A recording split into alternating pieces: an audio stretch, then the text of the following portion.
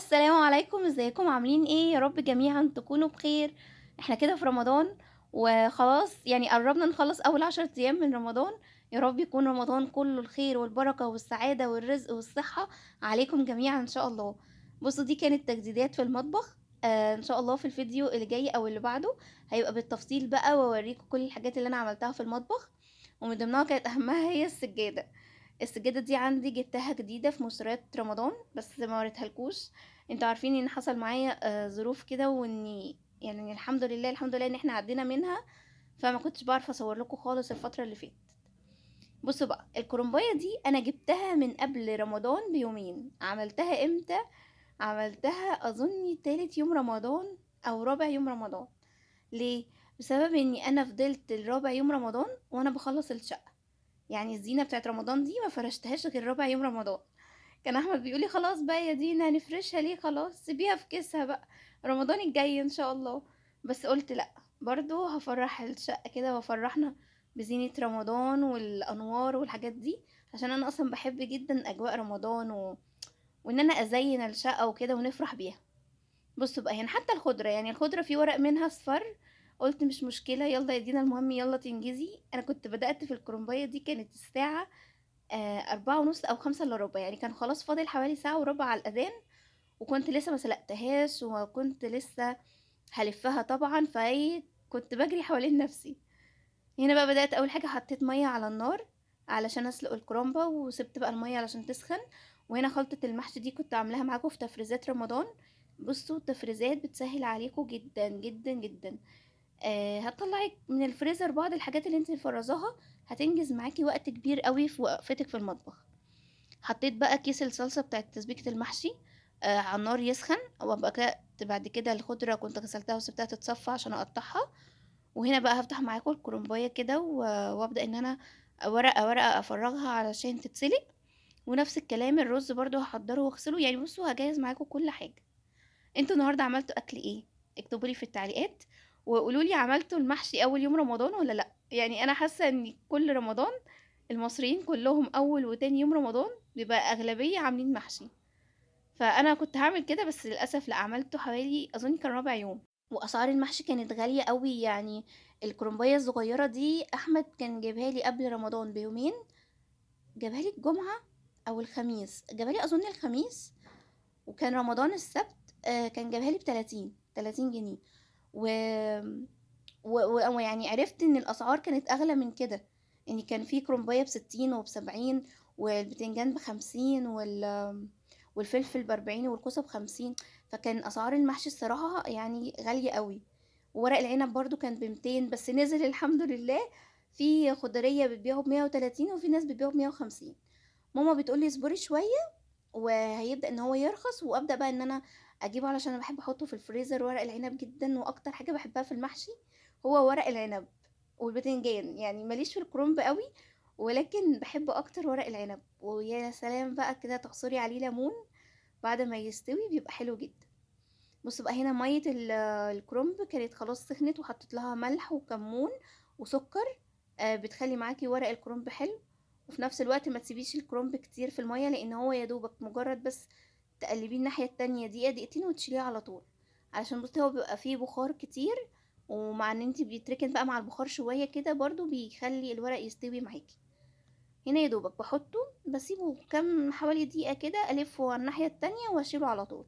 وبخلي معايا مصفى وطبق جنبي كده علشان على طول أحط وأشيل. لو انتي عندك الحلة كبيرة ممكن تسقطي الكرنباية كلها مرة واحدة، وبعد كده تبدأي تشيلي منها ورقة ورقة.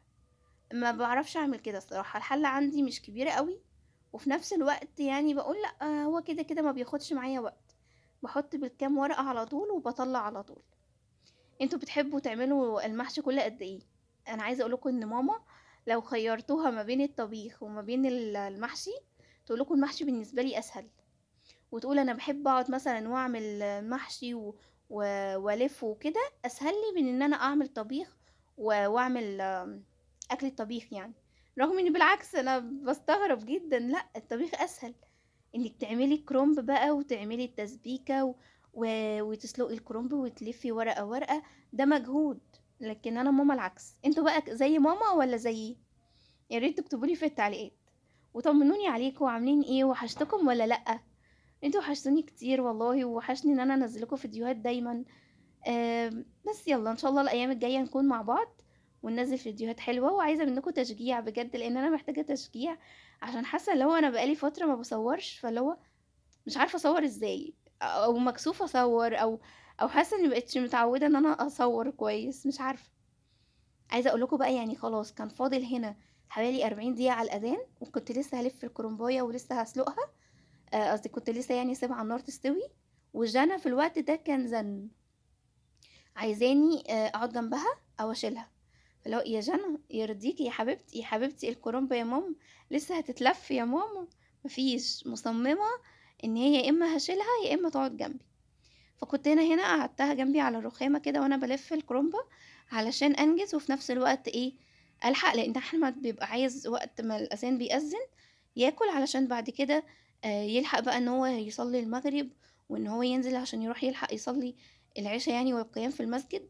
وغير كده ان بيبقى في مسافة ما بين المسجد وما بين البيت عندي، فبيبقى ياخد وقت كتير في المشي، فعلشان كده بيبقى يعني عايز الاكل بسرعة بسرعة عشان يلحق ياكل وينزل.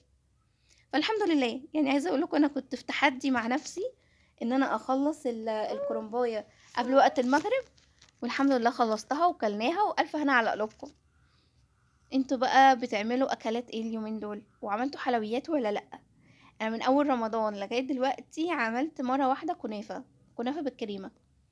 ما عملتش حلويات تاني. كنت جايبه جلاش بس عملته باللحمه، ما عملتهوش حلو يعني. فعايزه انزل اجيب حبه طلبات كده وابقى اعملها معاكم فيديو ان شاء الله. بصوا جانا هنا عماله ترخم عليا ازاي، وعايزه تاخد من ورق الكرنب، وعايزه تاخد من الرز، وبصوا. يلا مش مشكله.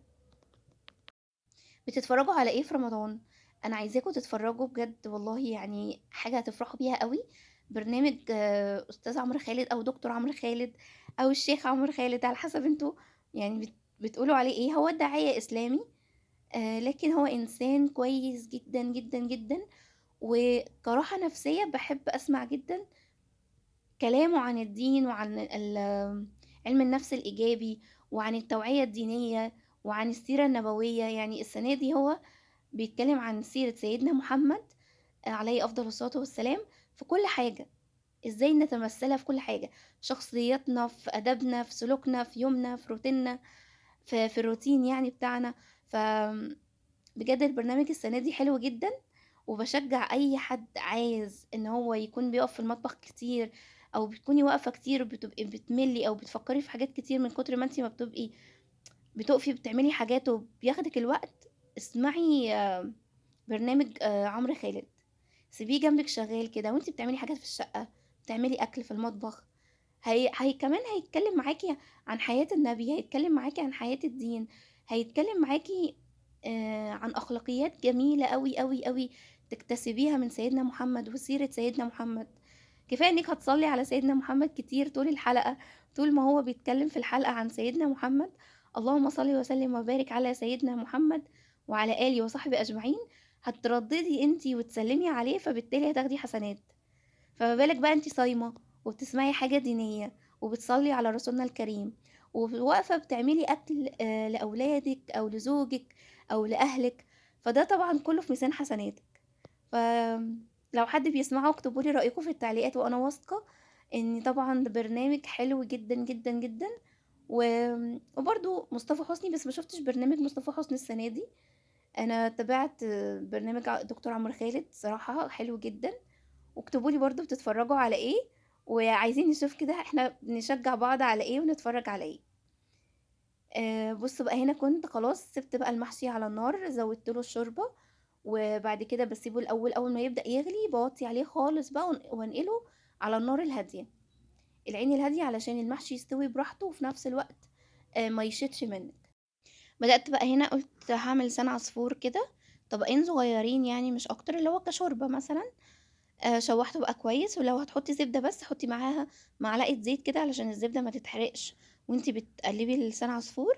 وبعد ما تقلب كويس حطيت له الملح والمية وسبته بقى بوطي عليه لغاية لما يستوي تماما.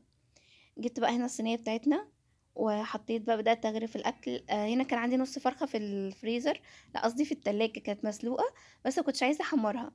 أخدت كده معلقة صلصة من برطمان، حطيت عليها زعتر وزيت وملح وفلفل وكمون، ودهنت الفراخ ودخلتها في الفرن خدت وش كده، وغرفت لسان عصفور، وهاغرف بقى معاكم المحشي. بتحبوا تشربوا العصاير بتاعة رمضان إمتى؟ يعني هتلاقوني هنا أنا مش حاطة العصاير، ليه؟ لإن أحمد ما بيشربش خالص عصير قبل الأكل، يقول لي: "لأ خلّيه لمّا يرجع من الصلاة أحسن." علشان باكون مثلًا خلاص بقى أنا أكلت كويس ورُحت صلّيت، بارجع أقعد أشرب بقى عصاير. بُصّوا وبكده كنت خلاص خلّصنا، يالّا نروح ناكل بقى، يا رب يكون الفيديو عجبكم وأشوفكم في فيديو جديد، شكرًا ليكم وشكرًا للمتابعة، باي باي.